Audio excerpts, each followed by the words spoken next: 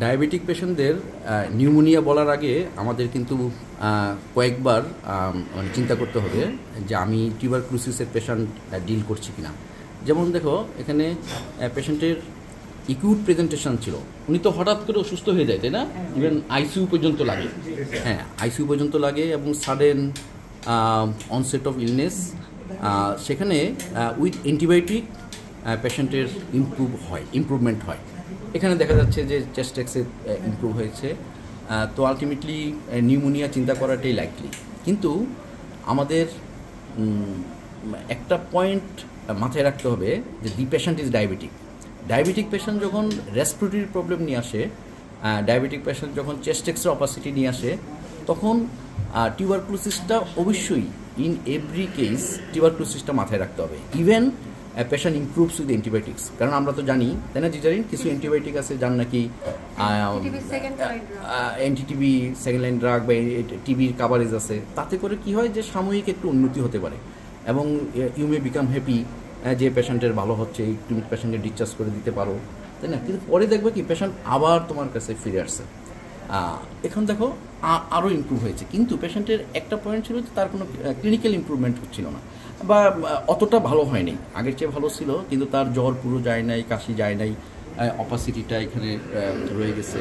এবং অপাসিটির প্যাটার্নটা দেখো, তুমি যদি খুব ভালোভাবে খেয়াল করো, ইভেন তুমি একদম প্রথম এক্সেটাতেই তুমি দেখো এর মধ্যে কিন্তু তোমার কেভিটি আছে, তাই না? তোমার কিন্তু টিউবারকুলোসিসটা কিন্তু একদম প্রথম এক্সে দেখি সাসপেক্ট করতে হবে। তুমি আইসিইউতে ছিলেন, আইসিইউতে কতদিন ছিলেন যেন? এক সপ্তাহের মতো আইসিইউতে ছিলেন। এবং এখানেও কিন্তু দেখো পেশেন্টের কিন্তু এই যে মাল্টিপল ছোট ছোট কেভিটি আছে। এইটা একটা স্ট্রং সাসপিশন যে পেশেন্টের আপার লুপ ডিশন এবং diabetic patient কেভিটি, why not this is tuberculosis. কিন্তু ব্যাড লাক হলো ওনার স্পুটাম জিন এক্সপার্ট করা হয়েছে, স্পুটাম জিন এক্সপার্ট আবার নেগেটিভ ছিল। কিন্তু নেগেটিভ হওয়ার পরেও তোমাকে চিন্তা করতে হবে যে ওইটাকে আসলেই স্পুটাম ছিল, সেই স্যাম্পল স্পুটাম না হলে তো আর তোমার পাবে না কিছু, তাই না? সেটা যদি স্যালাইভা হয় তাহলে তো পাবে না। এখানে দেখো যে কেভিটিটা যখন নাকি সারাউন্ডিং স্ট্রাকচারগুলি একটু ইমপ্রুভ হয়েছে radiological with antibiotic that is TB coverage, তখন দেখা গেল কি কেভিটিগুলি কিন্তু স্পষ্ট হয়ে গেছে আরও। তো স্পুটাম জিন এক্সপার্ট নেগেটিভ, তারপরেও কিন্তু তুমি ওনাকে টিবি না বলে দিতে পারো না। কেন? Because patient has underlying diabetes. Diabetic পেশেন্টদের যেভাবেই আসুক, 3 মাসের জ্বর নিয়ে আসুক, 2 মাসের কাশি নিয়ে আসুক, আর 2 দিনের একুট ইমার্জেন্সি নিয়ে আসুক, you must think of tuberculosis in differential diagnosis list. তারপর কি হলো, আমরা ব্রঙ্কোস্কোপি করে ব্রঙ্কোএলভুলার লেভেজ নিলাম, সেই রিপোর্টটা আমরা দেখি। তো আমরা জিন এক্সপার্ট দেখতে পাচ্ছি যে BAL for GeneXpert. Sputum negative হওয়ার পরেও আমরা আমাদের সাসপিশন মেনটেন করেছি, কারণ পেশেন্টের পার্শিয়াল ইমপ্রুভমেন্ট হলেও ক্লিনিক্যাল এবং রেডিওলজিক্যাল আমাদের সন্দেহটা থেকে গেছে যে ডায়াবেটিক পেশেন্ট তার কি আসলে অ্যান্টিবায়োটিকের জন্য ইমপ্রুভ হচ্ছে কি না।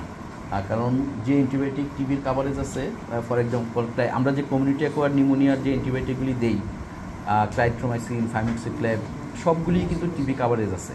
তো সে যদি ইমপ্রুভ হয়ে পেশেন্ট আপাতত ইমপ্রুভ হয়ে হয়তো বা সে যাবে, ডিসচার্জ হয়ে যাবে, পরে সে আবার প্রবলেম নিয়ে আসবে।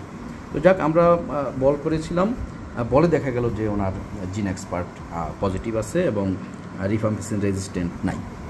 তো আমরা এর আগেও তোমাদের আরেকটা পেশেন্টের কেস হিস্ট্রি বলেছিলাম যে একটু নিউমোনিয়া, একটু প্যারানোইক ইফিউশনের মতো আছে, ফাইমিক্সিক্লেভ, ক্লাইট্রোমাইসিন পেয়ে পেশেন্ট ভালো হয়ে চলে গেছে। এবং আমরা টিবি দেওয়ার চিন্তা করেছিলাম ক্লিনিক্যাল ফিচার উপর ভিত্তি করে। পেশেন্ট ভালো হয়ে বললো কি কপাল ভালো, টিবির ওষুধ শুরু করে নেই। ঠিক 3 সপ্তাহ পরে সে আবার প্লুরাল ইফিউশন নিয়ে আসছে এবং তখন ফ্লুইড স্টাডি করে টিউবারকুলোসিস পাওয়া গেলো এবং অ্যান্টিটিবি দেওয়া হয়েছে। তো এইটা কিন্তু তোমাদের মাথায় রাখতে হবে, বিশেষ করে diabetic patient with respiratory problem, diabetic patient with chest X-ray opacity. তুমি ইমপ্রুভমেন্ট যদি পার্শিয়াল বা ফুল হয়ও, তারপরে মনে রাখবা যে একটা টিবির পেশেন্ট, যক্ষার পেশেন্ট আমার হাত থেকে ফসকে গেল কিনা।